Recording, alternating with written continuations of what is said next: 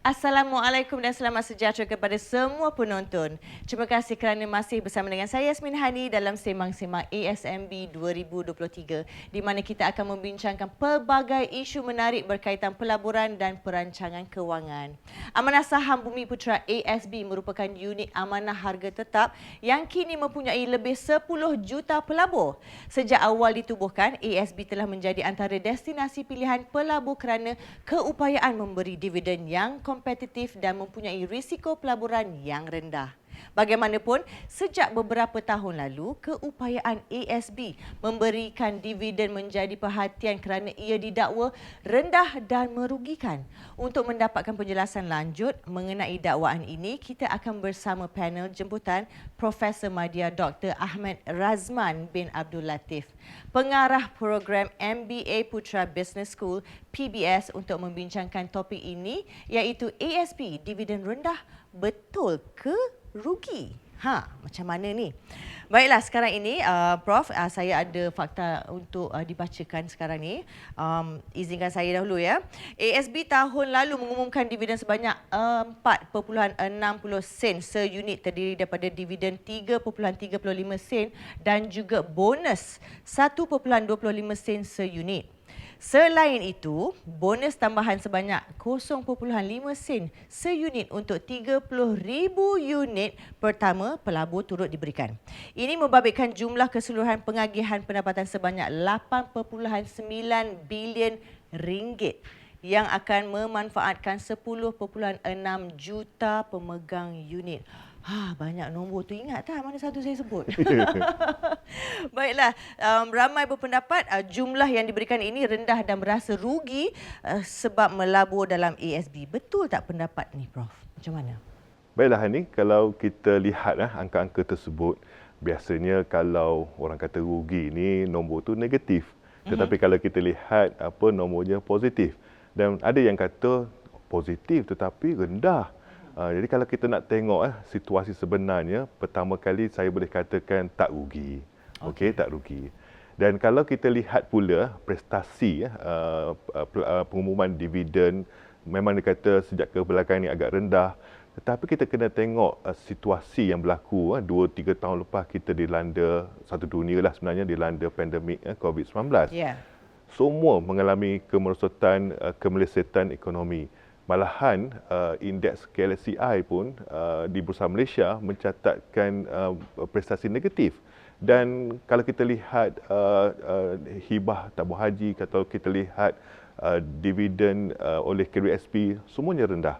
Oleh itu bukan kita nak kata dividen ASB saja rendah, semua rendah. Semua rendah lah. Tetapi kalau kita bandingkan dengan semua bentuk pelaburan lain, saya melihat dividen ASB ini sebenarnya lagi tinggi daripada, sebagai contoh, kalau kita lihat ASB ini merupakan satu jenis simpanan.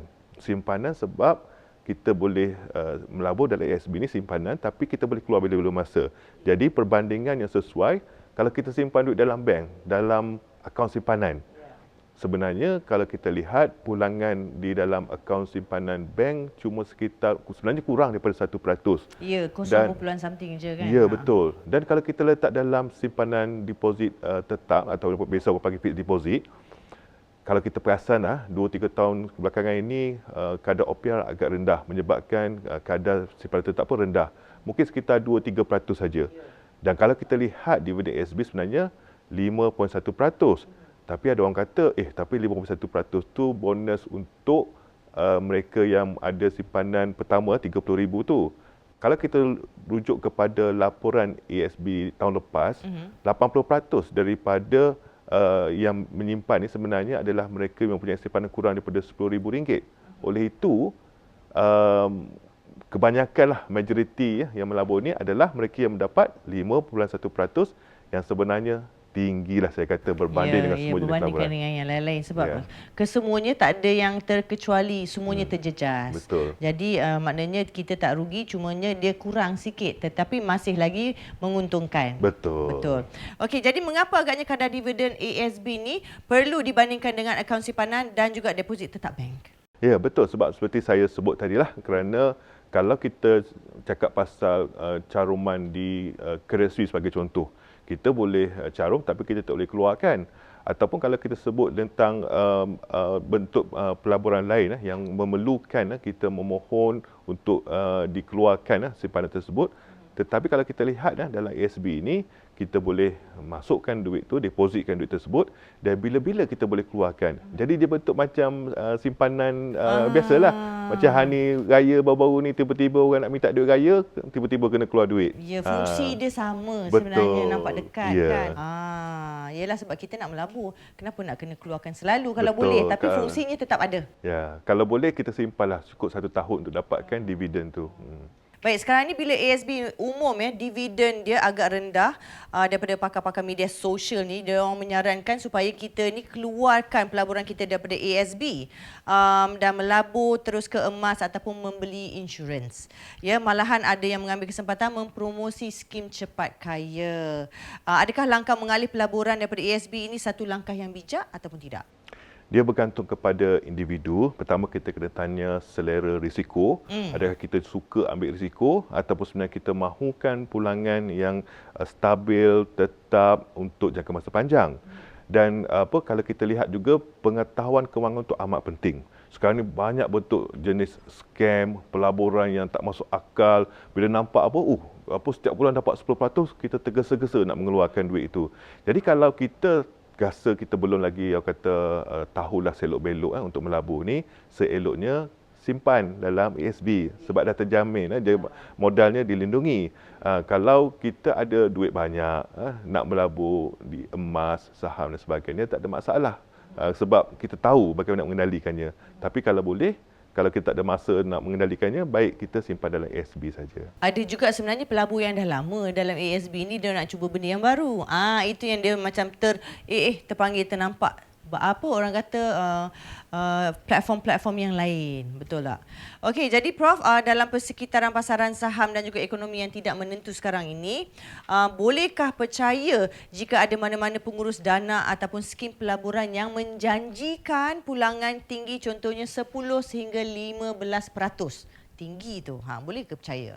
Okey, saya tak nafikan memang ada. Tetapi masa naik tinggi tu memang dia kata kat kita dapat 10-15%. Tapi bila turun, memang sukarlah kita nak pastikan sentiasa dapat pulangan. Seperti saya cakap, dia tetap ada risiko.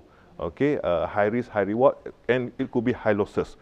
Oleh itu, kalau kita jenis yang tidak mahu terdedah dengan risiko sedemikian rupa, maka kita pergilah kepada pelaburan yang memang akan menjadikan pulangan yang sentiasa positif setiap tahun. Ya, sentiasa positif. Itu yang kita nak dengar. Pulangan yang sentiasa positif. Baiklah, terima kasih Prof. Okey, banyak lagi sebenarnya kita nak dapatkan tips-tips yang bagus dan juga bernas daripada Prof sendiri. Tapi sekarang ni kita dah bau, dah dapur tu dah mula dah berasap dah. Kita akan menjenguk sekejap ke dapur Chef Fendi dan kita berehat seketika. Pastikan jumpa anda selepas ini.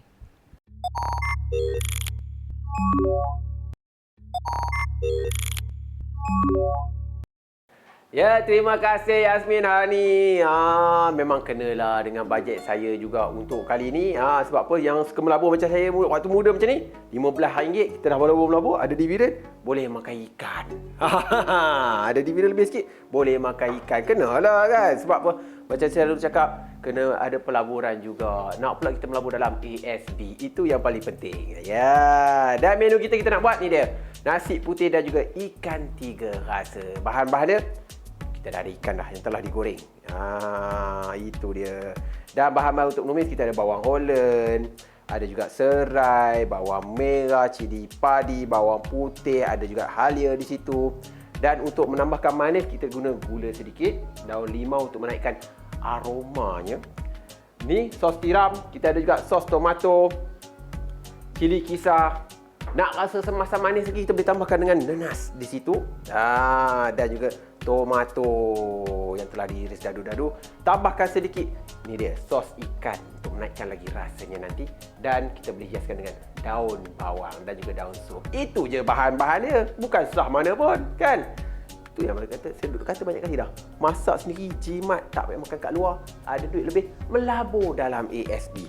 Nyalakan api, panaskan kuali. Dia macam pantun lah. Kan? Saja wow. Masukkan minyak untuk menumis bahan-bahan yang telah disediakan. Resipi mudah ni sebenarnya saya selalu kongsikan dari zaman-zaman dulu lagi, daripada kita awal-awal kita mula lagi, memang kita dah kongsikan. Sebab apa? Saya nak menggalakkan kita berbelanja dengan berhemah, lepas tu simpan duit, melabur duit kita ada tu. Untung-untung kalau nanti sekarang kita makan ikan kembung, kan mana tahu dah boleh dividen banyak nanti, boleh makan ikan salmon. Baik, pastikan betul-betul panas kita punya kuali dan minyak tu. Kita masukkan bahan-bahan untuk menumis. Contohnya macam ni, kita boleh masukkan semua sekali. Tapi saya suka untuk masukkan bawang-bawang yang kasar-kasar terlebih dahulu. Sebab apa? Kalau kita masuk bawang putih ni, dia hangus, dia pahit pula kan. Okey, bismillahirrahmanirrahim. Masukkan bawang besar terlebih dahulu.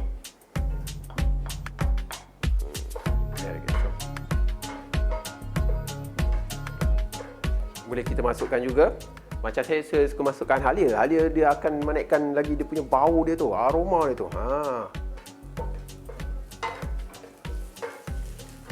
Boleh kita masukkan bawang Holland,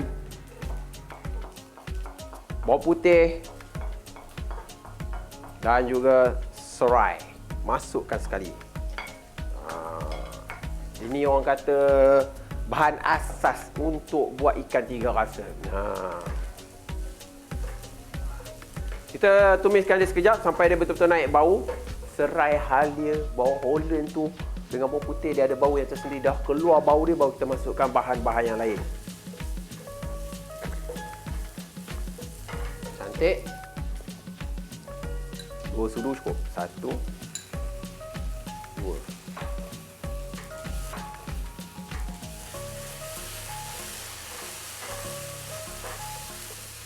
Macam saya suka masuk air terlebih dahulu. Kalau kita masuk sos-sos yang ada ni, dia akan jadi hangus. Dia akan jadi pahit. Baik, kita ambil air, masukkan terus. Terpulang kalau nak kuah banyak, boleh lebihkan air. Kalau nak dia pekat, kurangkan air. Bismillah. Dah memadai, cukup. Baru kita boleh masukkan bahan-bahan yang lain. Kalau kita masukkan sos tadi tu, dia dah hangus. Dia jadi pahit, dah tak rasa dia punya, orang kata tiga rasa tu. Dia akan jadi ikan kembung rasa pahit. Baik, masukkan sos tomato. Dia kurang dalam 3 sudu kecil ni. Sos tiram, masuk je.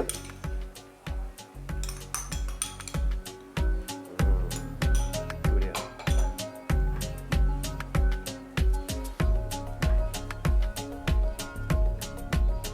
Baik. Kita boleh letak kat sini macam denas. Masukkan je denas. Ada setengah kedai ataupun masakan yang hidangkan masakan panas-panas macam ni, dia gantikan nenas dengan buah apple pun ada juga. Pun boleh kan. Masukkan tomato.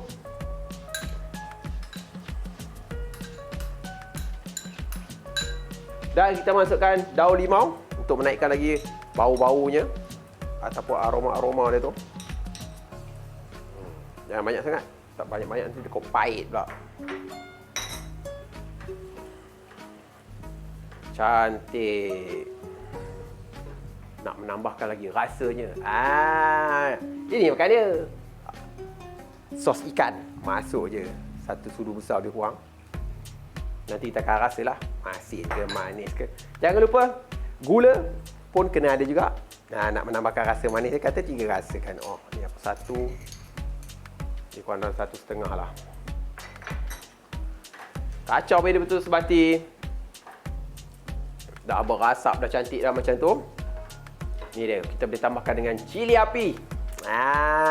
Sebab apa? Nak bagi dia rasa pedas-pedas sikit. Kata 3 rasa kena ada. Pedas, masam, masin, manis. Kan? Sikitlah cili api, jangan banyak sangat. Sedikit garam. Jangan banyak sangat. Agak-agak je. Dan sedikit serbuk ayam untuk menaikkan lagi lemak-lemaknya tu. Gaulkan dia betul-betul sebati. Menggunakan bajet RM15 saja, kita dapat siapkan menu yang cukup. Bagi saya dah mewah dah kan. Bolehlah kita hidangkan bersama dengan ni dia, nasi putih telur dadah dengan ikan goreng. Padamkan api. Ambil ikan seko, tak di situ. Cantik. Kita boleh sendukkan dia punya kuah, tuang atas ikan tu.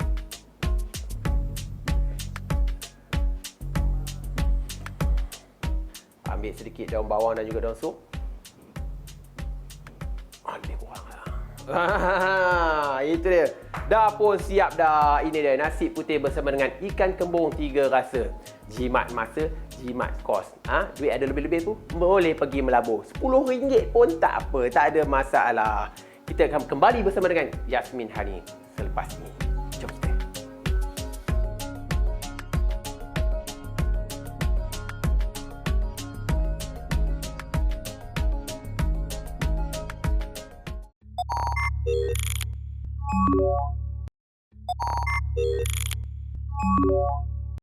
Ya, memang betul kata Chef Fendi. Sebenarnya banyak lagi penjelasan mengenai ASB yang kita boleh kupas bersama dengan Prof Razman ini. Baiklah Prof, sebentar tadi Prof telah jelaskan bahawa dividen ASB ini ada kaitan dengan prestasi pasaran saham dan juga ekonomi semasa. Apakah prestasi pasaran saham dan juga situasi ekonomi negara sekarang ini? Ya, ini sudah semestinya pelaburan ASB ini bergantung kepada pelaburan di saham tempatan kerana 70% pelaburan adalah di peringkat domestik. Dan apabila kita melihat prestasi tahun lepas 2022, sebenarnya indeks KSM mencatatkan negatif 79%. Itu yang hebatnya ASB ni. Kalau kita lihat bahawa walaupun prestasi saham agak negatif tetapi pulangan dividen masih lagi positif. Yeah. Dan bagaimana pula dengan tahun ini? Saya melihat pertumbuhan ekonomi negara akan kekal positif, K&K sekitar 4 hingga 5%, dan kita harapkan jugalah prestasi saham peringkat domestik ini juga akan turut berkembang. Kerana baru-baru ini juga Perdana Menteri sudah mahu melihat institusi pelaburan untuk menaikkan lagi pelaburan di peringkat domestik. Apabila berlakunya permintaan terhadap saham, kita harapkan prestasinya akan meningkat, dan kita juga harap juga dividen itu akan terus berterusan meningkat setiap tahun. Yeah. Sebab purata dividen sebelum ini 8%. Jadi kita harap pergi ke situ baliklah. Ya, insya-Allah. Okey, dalam keadaan inflasi yang meningkat sekarang ini memang kita terasa beban kewangan dia. Dan sebenarnya ia mendorong sesetengah pihak untuk mengejar keuntungan pantas dan juga berasakan ASB tidak memberikan dividen yang kompetitif. Jadi adakah ini satu langkah yang bijak, Prof? Ya, kalau kita melihat bergantung kepada selera risiko kita. Kalau kita mahu pulangan yang tinggi, sebenarnya risiko dia agak tinggi.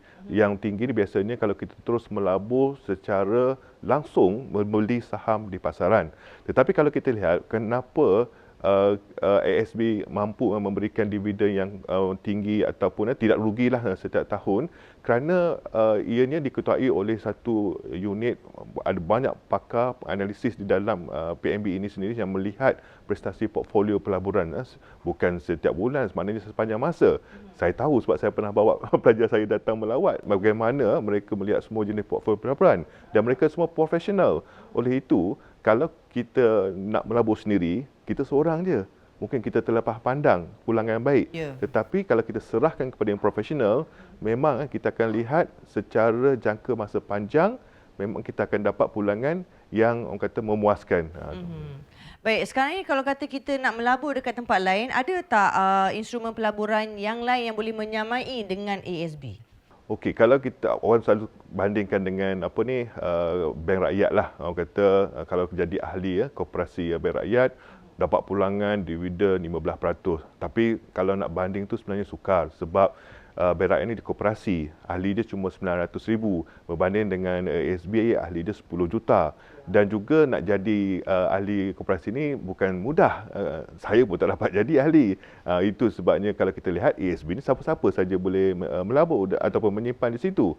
Oleh itu kalau nak kata bandingkan dengan setengah jenis pelaburan ni mungkin tidak sesuai. Yang lebih sesuai dengan simpanan macam simpanan tetap ataupun simpanan di bank. Dan kalau kita bandingkan dengan simpanan ini, sudah tentunya SB memberikan dividen yang lebih tinggi. Yang lebih tinggi. Baiklah, sebelum saya dan juga Prof Razman ingin merasakan menu masakan Chef Andy ini, kita daripada ASNB ingin menawarkan hadiah yang menarik yang bernilai RM1,000 menerusi trivia Labo Semang-Semang ASNB 2023.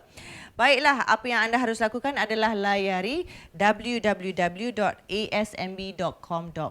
Senang aja, ataupun lawati media sosial ASNB seperti yang dipaparkan untuk mendapatkan 5 soalan yang dikemukakan untuk anda. Okey? Jadi, klik pada borang penyertaan trivia Labo Semang-Semang ASNB untuk jawab soalan dan jangan lupa untuk follow Instagram ASNB dan barulah anda boleh layak ataupun muncul sebagai pemenang. Harap-harap menanglah RM1,000 tu dan mulalah melabur ataupun tambah kepada pelaburan anda.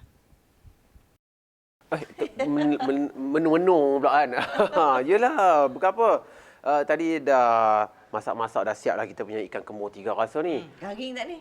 Garing. Lepas tu bukan apa, duk menung sebab apa ni? Diorang cakap dividen ASB rendah. Rugi ke untung ke tak tahu kan. Macam saya ni memang ASB ni memang tempat pilihan saya untuk melabur lah. Muda-muda macam saya ni. Bagi Prof pula macam mana Prof? Apa pendapat Prof? Ya, Chef, saya setujulah orang muda macam Chef dan Hani. Okay, memang sesuai lah kalau nak melabur dalam ASB. Sebenarnya bukan setakat orang muda, semua golongan pun boleh. Malahan mak saya daripada muda, dia melabur, sekarang umur dia 75 pun masih lagi menjadi kata pelabur SB. 75? 75. Masih lagi? Nick Kamaria, mak saya nama dia. Nama sama mak saya. Nak tahu dia usik ke tak usik? Okey, itu kelebihan ASB tu sebab kalau kita tengok apa kelebihan ASB yang kita boleh dapat kalau kita melabur dalam ASB ni, pertama kita boleh melabur bila-bila masa dan kita boleh keluarkan bila-bila masa. Tapi kalau nak dapatkan dividen tu better simpanlah kecuali bila ada keperluan mendesak. Dan modalnya dilindungi. Maknanya kita tidak akan kehilangan modalnya RM1 yang tu nilai asasnya. Dan kemudian apabila kita sebut pasal pelaburan itu sendiri, dividen yang diberi itu sentiasa positif, tak pernah lagi orang kata negatif. Tapi sekarang ni orang kata tapi dividen tu rendah. Macam rugi. Sebenarnya tak rugi. Sebab walaupun rendah, dia lebih tinggi daripada simpanan tetap, lebih tinggi daripada simpanan bank. Jadi memang orang kata tak rugilah. Okey, dia sentiasa positif. Dan kelebihan dia sekarang dengan teknologi, nak labur, nak simpan tu tak perlulah nak kena beratur pergi ke kaunter. Jabat pos ke macam dulu tu kan. Dia dah ada app sekarang tekan app tu boleh je kan. Senang. Kalau dulu kena gendong anak tau pergi. Tapi saya ada dengar cerita tau. Hari ada zaman-zaman dulu lah orang pergi jabat pos tu nak masuk RM1 je. Hari-hari RM1 nak melabur. Kenapa pula dia tak kumpul seminggu lepas tu masuk pun sekali? Dah hari tu dia ada RM1 je, nak buat macam mana? Dia dah kumpul sampai seminggu. Bergaduh pula kita kan. Kumpul sampai seminggu, betul tak Prof? Sebab nanti dia berjalan tu, kos berjalan tu lagi rugi nanti. Zaman dulu ni. Ya, zaman dulu maka kita kena bijak. Tapi tak boleh gaduh depan makanan. Dia kena makan. Sebab orang cakap rendah, rugi tu saya tak perhatilah kan. Saya ada melabur juga. Terima kasih Prof. Terima kasih. Makan ada, buat bungkus pun ada juga. Okey, terima kasih banyak. Yang ini confirm tak gaduh depan kita orang lama ni. Jangan gaduh pasal rendah ke apa ke, jangan gaduh depan ni. Kita bincang. Terima kasih Fendi, terima kasih juga dekat Prof. Baiklah, sebab apa sudi bersama dengan saya dalam sembang-sembang ASNB kali ini. Rugi sangat kalau tidak melabur dengan ASB sebab ianya sangat mudah, selamat dan berisiko rendah. Sentiasa positif. Semoga apa yang kami kongsikan dalam episod kali ini akan dijadikan sebagai inspirasi agar anda bijak mengurus kewangan untuk kehidupan yang lebih baik. Kita jumpa lagi dalam episod yang akan datang pada waktu dan hari yang sama. Kita dah tak ada gaduh-gaduh dah, kita nak makan sekarang ni. Bye-bye. Assalamualaikum. Jumpa lagi. Sila Prof.